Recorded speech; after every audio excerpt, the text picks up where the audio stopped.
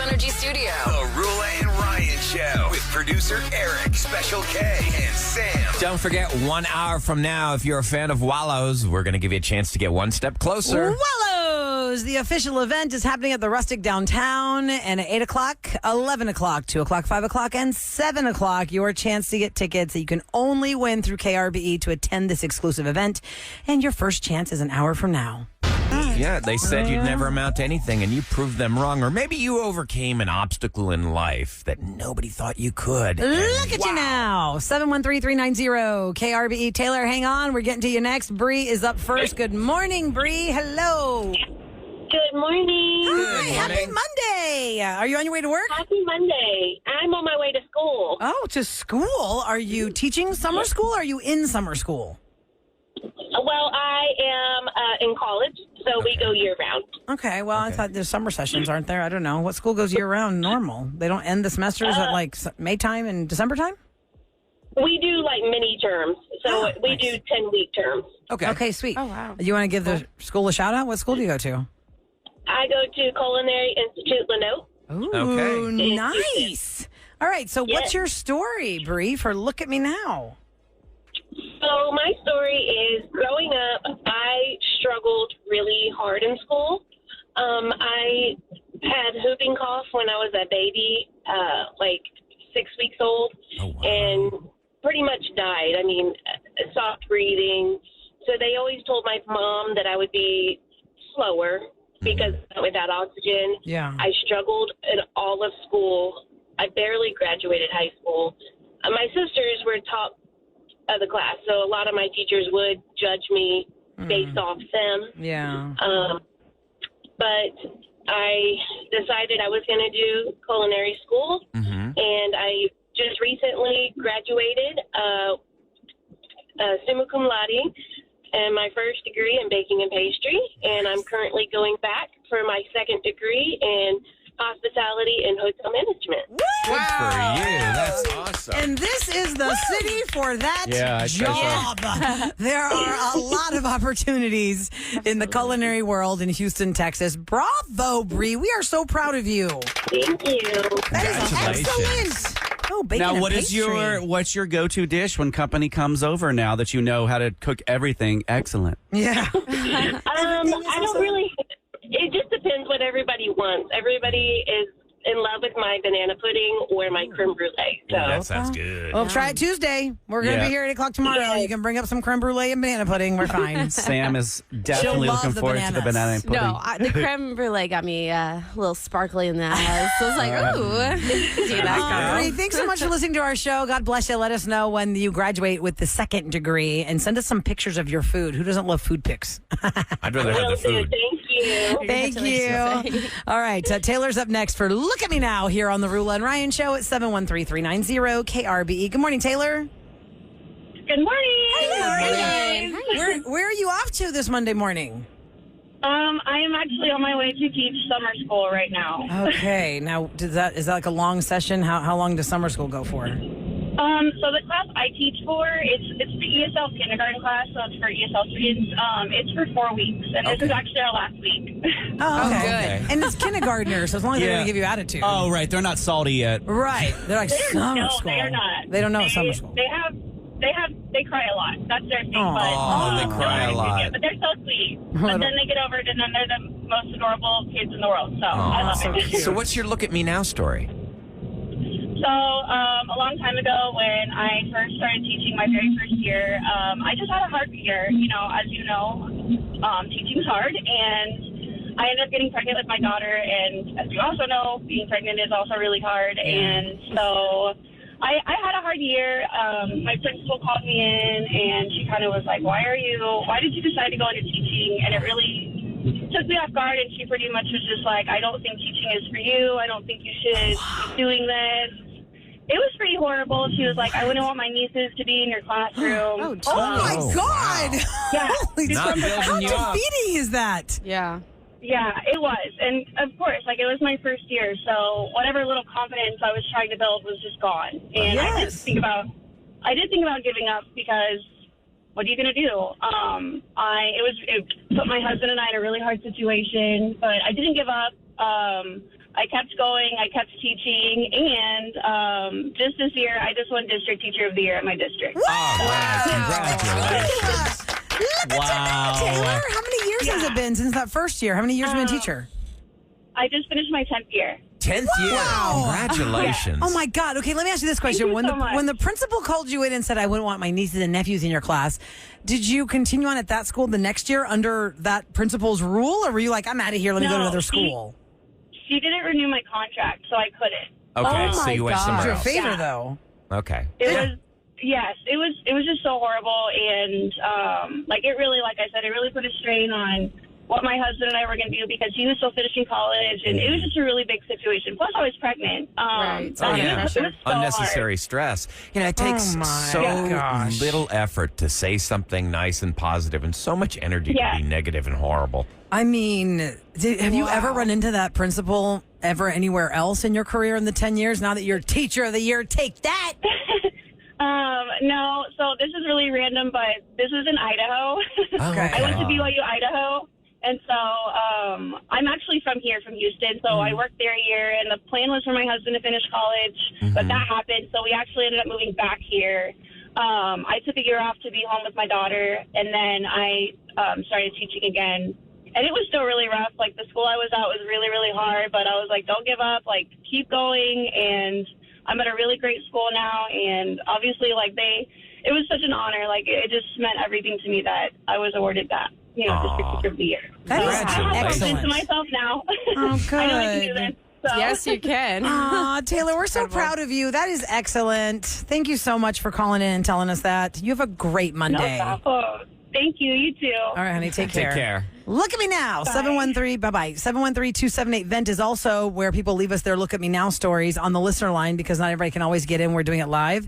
And we want to air some of those stories because, they wanted their moment. Here's their moment in the spotlight. Okay, so I actually know who this is. I did a fundraiser with the Harris Center, and this woman's called into our show on multiple occasions, and she had a overcoming suicide story, and it was powerful.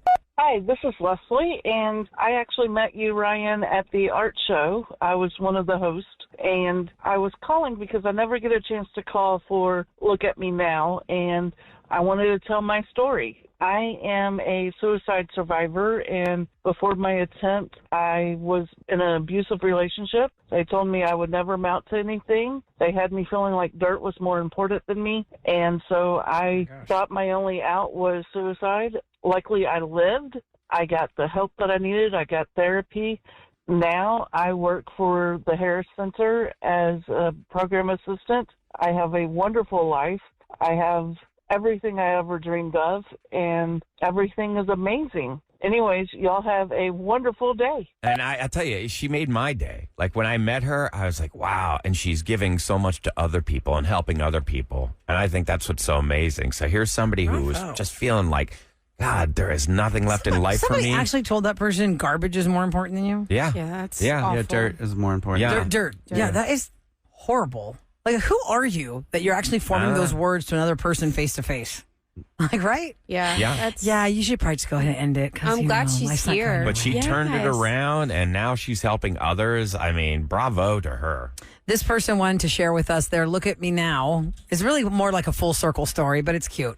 My Look at Me Now is I used to listen to you guys when I was very young on my way to school. And now I'm 28 years old listening to you on my way to work with my baby. LOL. Oh, wow. Ha ha. It's more of a full circle, not Look at Me Now. But wow, look at you now. We raised you. When I say we raised you, we are not kidding. All right, 713-278-VENT is the listener line if you want to leave us a comment. Coming up next, we have a Roula and Ryan's Roses update. Last Thursday is With where we met Tracy, and it did not go well. And David, well, she learned something about him. Well, she That's learned a for lot, sure. and so did we. We're going to give you the recap and the full story and find out what's happened over the weekend next on the Roula and Ryan Show. Now, time for a Roula and Ryan's Roses update. We're going to do this on the air. 104.1 KRBE. All right, parental discretion is advised. Tracy and David had recently moved in together. She noticed that he was going into the bathroom in the middle of the night talking, so she heard the Roula and Ryan Show talking about the Sleep Talk app, which is an app that records you in the middle of the night when you're making noise. Like So if you're in snoring. case somebody's snoring or whatever it is, sleep talking, blah, blah, blah. She catches on that app that he's talking to somebody, but it's not her he's speaking to. He's talking about somebody on the phone about somebody else. Yeah, she's wonderful. She's amazing. I can't keep this a secret anymore. I love her infectious smile and blah, blah, blah. She's like, oh, something's going on here. Yeah, so obviously we needed to get to the bottom of things. If you missed what happened last week as we were speaking, we had Tracy listening in on the line. Mm-hmm. I was talking to David. Excuse me. I asked him, where does he want to send the roses? Here's what David said. Let's send them to Sarah. I'm going to be there, and I'm going to live up to my responsibilities. David, I heard you talking in the bathroom the other night, and I got the Sleep Talk app. You did what? I recorded you, and I heard you talking in the middle of the night in the bathroom. Why would you recorded me? What did you hear? I just had these suspicions because I heard you talking on the phone, and I want to know who you were talking to. Yeah, she sent us the audio, David. We can play it for you right now. Let's play it for him. All right, here you go, David. This is what you said. Oh, my God, she has such an infectious smile. She makes me want to be a better man. And I love the way she looks at me. I just can't keep this a secret much longer. Okay, so how do you defend yourself over that? Look, I'm not talking about Sarah. Or are you talking about Tracy? No, I have a daughter. You have a daughter? You never knew this? No. I'm a dad. I have a 3-year-old little girl, and she is beautiful. You've known this entire time we've been together that you have a child and you didn't tell me?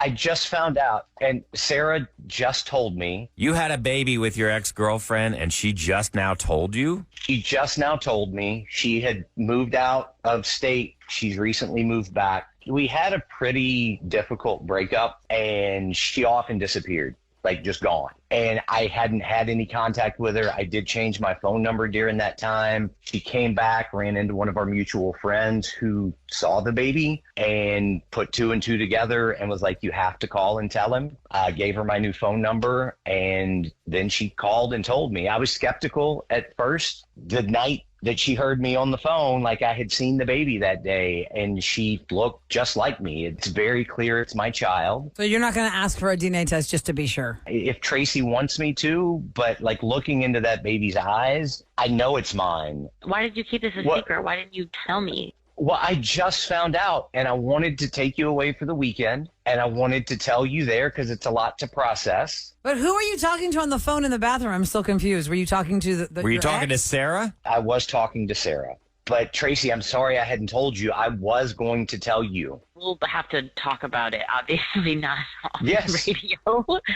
She didn't ask for anything. She told me I could be as involved as I wanted to or not. I'd like to be involved, and I would like to help support, which is some of the stuff that Tracy and I need to talk about as to how much I can help or we can help support. I'd like Tracy to be part of my child's life. There's just a whole lot to unpack here. Thank you guys for your help, David. We'll talk later. I'm sorry. I went in panic mode. Tracy, it's okay. I love you. All right, that was a lot to unpack in a lot. very short conversation. So we've had some days. This has simmered now. Let's find out where she's at now in her thinking and what's happened since.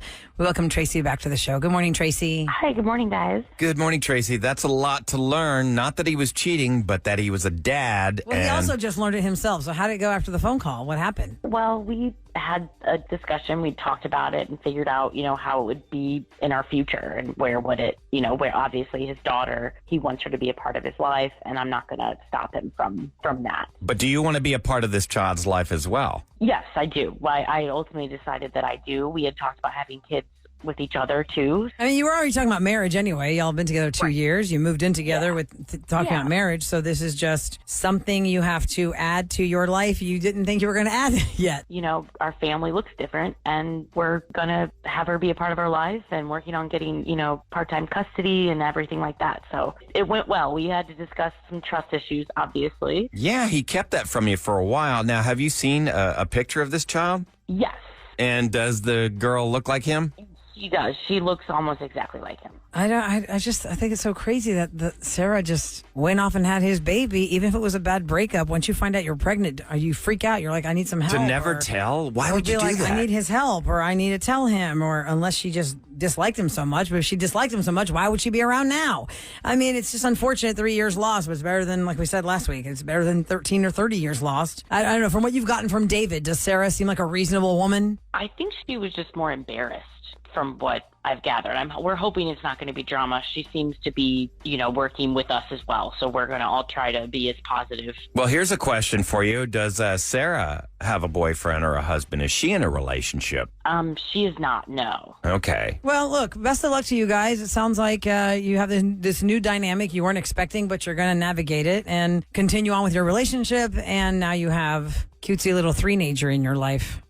Three-nager? I've never heard of that one before. Oh, man, 3 is crazy. Right now, it's all cutesy, but just wait for some of those crazy tantrums. Just know she's a three-nager. Thank you guys so much. I really appreciate the help. It helped us out a ton. All right. Well, thanks for checking back in with us, Tracy, and let us know what happens next. If you wanted to share any more life news with us in the future. Yeah, definitely. Bye. Okay, bye-bye. That's a lot. I'll tell you what, there's a special... it's just a special thing to be a stepmom and to love a child that's not yours and step up to the plate. I have utmost respect for those people. Well, and here's the difference is they both became parents at the same time of this child in their minds because he did not know this child existed. And if they're going to be together, she's finding out the baby exists when he is. It's not like she came into a relationship where this man had a daughter from her previous relationship and she has to get to know the kid. They're going to get to know this child together. So if they stay together, they're going to raise that kid on an equal playing level. It's not going to be... Does it make any sense what I'm saying? Like, it's not the same as like, of course you're going to love it because when you create the child, it's your child, but he's so shocked also that he has a kid. Mm-hmm. And she's shocked that he has a kid. They just moved in together 3 months ago, and now she's ready. She's ready to make the commitment to go ahead and be a co-parent with her boyfriend. Somebody in text like, yeah, his girlfriend's going to be a third wheel. Another person said he's going to go back with that baby mama. No, he's not. He's living with Tracy now. How's he going to go back to the baby mama? Another texter says, my dad had a one-night stand and found the girl on Facebook. Years later, saw my sister in her profile picture. Happens often. Another person says, I am also Tracy. My live-in boyfriend had a 4-year-old daughter. She has been a joy for us for over 30 years. Oh, wow. That's awesome. Yeah, it's good times. We had a lot of people sharing stories with us about finding out about some... situations. See, I'm wondering if Tracy and David, if this will speed things up for them in their relationship because they just moved in together. Maybe this will make them want to get married so they can be official husband and wife and raise the child. Yeah, there's a story actually about getting married, and I don't know how you guys feel about this, but according to this, it says, ladies, if you want the man in your life to put a ring on it, the best strategy is just never bring it up. Reverse psychology. Just true relationship savers. Just like women, men do not like to be controlled or manipulated into making decisions. Many husbands admit that one of the biggest factors in proposing to their wives, aside from the love and desire to do so, was a lack of badgering on the subject. What is it badgering? I feel like there's one extreme to the other. Yeah, 100%, Sam. If you never bring it up, how will they know that you want to get married? Yeah, you definitely don't want to act like... You should have that conversation. Marriage. So don't have a conversation about not having kids or having kids? If you're getting serious... You're just supposed to act like, oh, I don't know. Doesn't everybody mostly talk about it? You do. You talk about it. It happens. Yeah, or just like, oh, no, I'm fine. I remember when I was dating my husband, he had asked me about rings, like shapes of diamonds for engagement rings. Oh, and he goes, what shape, do you like? And I said, oh, I don't know, never thought about it. He goes, who doesn't know? And I go, I don't know. I don't know. Did you know, Sam? Only when I started looking, then I started deep diving into that. But you and I are very similar. I don't think we ever pictured our wedding in the sense of I need to have this gown and I need to have my something borrowed and something new and something blue and all of that. It's we're like, I didn't lean in enough on being bride to be. It depends if it's your first marriage or not also. So I'm the one that just recently got engaged, and I'm telling you, it's like we talked a little bit about it, and I said I definitely let her know that I was going to put a ring on it. And, she let me know what she liked. And, it wasn't a big shock or anything like that. I think because it's a second engagement, I've been married before. She's been married before. And I think it's a little bit different when you're getting married for the second time. And in which country did you all decide on for this next trip? You're not going to find out. For your marriage. Kevin thinks that I'm going to do this on my vacation. I think there's a vacation wedding. Elopation. Elopation. Definitely. Vacation, elopement. It'll be exchanging of vows without anybody else. It'd just be the two of us, for sure. So and some random you're person on the big beach that has to be the witness. Hey, guy, I know you're applying some sunscreen, but can you just come over here? Kevin. Can you please move? It's not going to be you. Oh, man. I'll be the one on the Kevin beach who has to move out of the way. Yes. Okay, Get out of the photo. Wait, by the way, let's talk about beach weddings.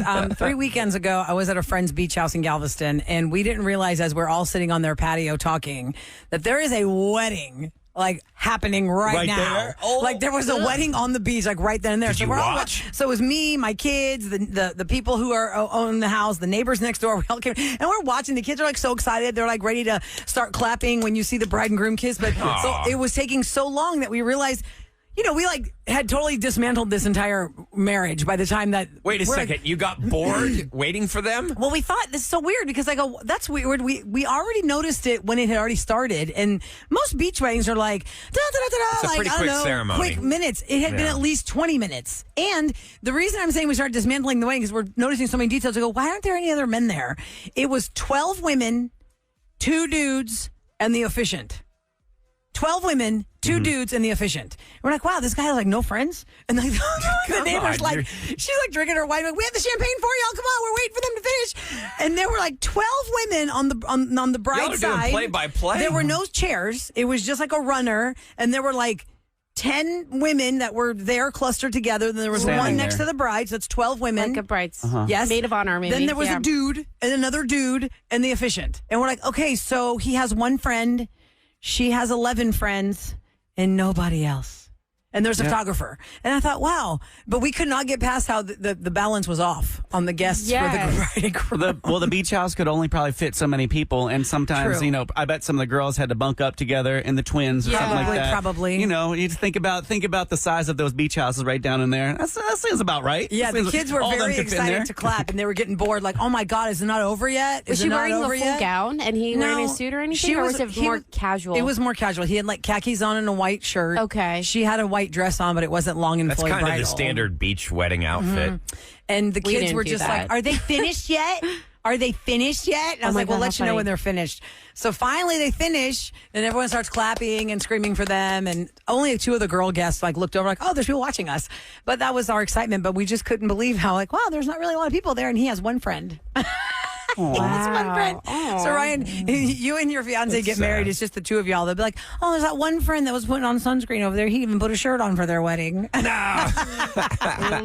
Do you need a witness? I don't know him. Do you need a witness in every single country that you get married in, or is that just a thing I've learned on TV? You don't need one if you, first of all, you have to do the justice of the peace in Houston. Domestic wedding first.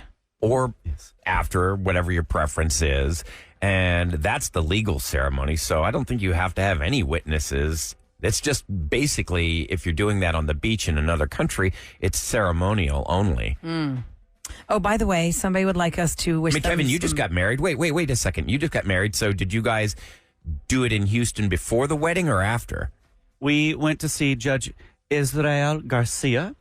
And he married us first, and then we went on down to Mexico. Okay. And that's what Eric and Neggy did too. They got married here first, and went to Cancun. And then did the pomp and circumstance. Correct. The big party. We got to wish some good luck to Haley. She says, hi guys, my name is Haley. Please wish me good luck today. It is my first day at a new job. I'm super nervous, but so excited to start this new chapter. Yeah, you got it. Of my life. Yay! You got this. Don't worry about it. Much fun. Okay. Coming up next, I'm okay. Coming up next in Celebrity Scoop, there are a lot of super famous movie props. They're iconic, almost as bigger than the movie. Think of the DeLorean for Back to the Future. Oh, yeah. Right. There are some very iconic props that ended up in the trash, y'all. These iconic movie items that we have grown up watching, and they were trashed after the movie. What were they? Find out next on The Roula and Ryan Show. Proud to present Roula and Ryan's Celebrity Scoop on 104.1 KRBE. All right, there are so many iconic movie props that pretty much make the movie. Of course, the DeLorean from Back to the Future is bigger than the movie. There were 7 of those DeLoreans. I watched, believe it or not, a documentary with Christopher Lloyd about that. They made 7 of those. And they would have had to. Dorothy's shoes from The Wizard of Oz, iconic. They're in the Smithsonian. There were many pairs of those. Originally, they were silver. They were not red.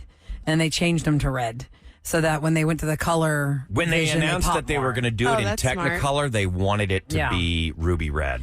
But those were not thrown out. Something from The Wizard of Oz was thrown out, from The Goonies, from Willy Wonka and the Chocolate Factory, from A Christmas Story, from Star Wars. What are these movie props that were just trashed? Well, in The Goonies, Goonies Forever, as Mikey and his friends, Chunk and Mouth, are in the attic with Data, and they're looking through his dad's museum props. What do they find? They find in this glass frame a treasure map. So they have Chunk hold it because they know he's clumsy. He'll probably drop it and break the frame and get the map out. The map was thrown away. See, that's a cool map. I can understand why these things happen with these old movies. Well, let me tell you why that happened. Sean Astin took that home as the movie prop. His mom threw it away by accident, which is crazy. The Goonies treasure map got trashed by mistake. It's a child's toy. Most TV shows and movies will not let you take anything off the set ever. Like even when the show's been canceled, because back then when they did these old movies, there was no internet. They didn't realize that you could sell all these props and make a fortune. Because a lot of these things, I go on prop websites for memorabilia. I know I'm weird. Nerd. I am a nerd. And these things sell for big, big dollars, and they couldn't envision that this stuff would be worth anything. I don't know my Star Wars enough to know how big this is, but I imagine it's huge because isn't the Death Star like Darth Vader's giant like home base? It's that giant spear-looking thing. It looks like a planet. The sphere. Yeah, that's... Okay, the Death Star from the original Star Wars, Fox threw it out. Because they did not want to pay rent on storing it. Oh, my God. How big was it? It was a big model. It was. The original Death Star. Okay, when it comes to The Wizard of Oz, there's a painting of the Emerald City from The Wizard of Oz, which was like the background, it's right? Because that's not, you know, this is in the 30s, right? Everything was pictures, and they made it look like a painting how in the big background. these paintings are. Yeah. Like when you're on the set, they go. They're like 3 stories high. Yeah, they're huge. It was not described that big, but it was in storage at the MGM backlot, and a salvage company tossed it out for trash when they were cleaning the backlot. Oh, my God. Oops. From A Christmas Story, the very famous leg lamp of all the leg lamps. No. We have that here. We have one here. Yeah, it's a reproduction. No, that's the OG, Ryan. Every single leg lamp that the Christmas Story movie actually used was all thrown in the trash by the 90s. There's not one surviving on-set leg lamp that exists. From Willy Wonka and the Chocolate Factory, the scrumdiddlyumptious chocolate bars, I guess they were taking up a lot of space in this storage unit, so they tossed them to make room for the filming of another movie, and only one chocolate bar survived. No way. The ones with the tickets in them?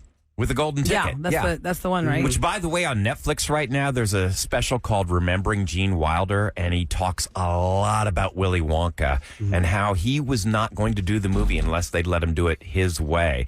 Like the opening scene where Willy Wonka's on a cane and he falls and goes into a somersault. He threatened to quit the picture unless the director let him do that. Okay. And it's just a really quirky. It's just such a great documentary. Gone with the Wind, very famous film. Came out the same year, I think, as Wizard of Oz. That had like all these massive movies. Scarlett O'Hara had many a dress in that film. One of them made out of curtains, I think. Scarlett O'Hara's dress, they don't specify which one, was found in a throwaway pile on the floor at a costume company. Is this the one where she's like... they didn't say which one. Was it the one... Probably where he's like, frankly, I don't give a damn when she's begging him. I don't know because I can't describe that dress. I've only seen that movie one time. I do know about the green curtain one, and I know about she's wearing all black when her, spoiler alert, when her kid gets thrown off a horse. And then what's another famous dress of Scarlett's? I guess whatever. Alert, 85 years later. I've never seen it either. You're I've never seen the whole thing, no. Yeah. I'm saying spoiler alert, tongue in cheek, obviously. If you've never seen it, you've never seen it. But yes, that dress ended up on the throwaway pile at the floor. Remember Eric said that for years when his cousin was working in LA, who still works in LA, he'd go to those after... Like those retail, not retail shops. What is it? Resale shops of the props. And he had the 90210 leather jacket from Brian Austin Green, and he would wear that. Faith and I just went to one like a couple of weeks ago. It's in Burbank where they have all these used items from movies and TV shows, and you can just buy them at a discount. It's kind of like a Buffalo Exchange, but with movie clothes and TV clothes. Yeah. There was a dress that Express was selling that Donna Martin wore one time in an episode 91. I was so excited that they had it, but it wasn't in my size. I'm so sorry. Ladies and gentlemen, it's the Roula and Ryan show. Oh, it's so hard to not be thin in the 90s. In H-Town. Okay, so I saw this on cron.com this morning. Everywhere in Houston, you see signs like they're stapled to something or like a pole, or they're up and they're saying, oh, we buy houses, or even a garage sale sign. They're all illegal. They're called bandit signs, and according to this article, you cannot do this stuff. It is actually against the law if you go ahead and you put these signs on the side of the road. None of it's legal in Houston. So, okay, they have a phone number on them. Can they follow back to that phone number and then charge these people who are doing the bandit signs? I don't know. Who's going to go through that? Who's going to be That's the you, Special officer K. in charge of that? Right. I buy houses. Yeah, exactly. Okay, so the Texans have released their training camp practice schedule. And by the way, these training camps are free to watch. So they're going to be practicing Tuesday, July 23rd, Wednesday, July 24th, Friday, July 26th, Saturday, July 27th, and Monday, July 29th. And also, they're going to be doing August 11th, 21st, and 22nd. All these practices are open to the public, and you can watch them for free if you feel like it. And finally, there is a big recall. Toyota's recalling 145,000 Lexus TX and Toyota Grand Highlander SUVs because of an issue that can cause one of the side airbags to fail to deploy.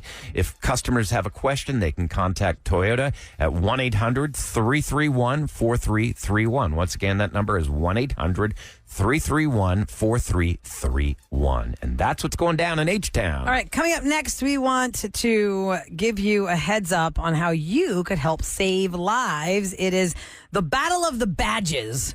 What does this mean? We're going to explain next on the Roula and Ryan Show.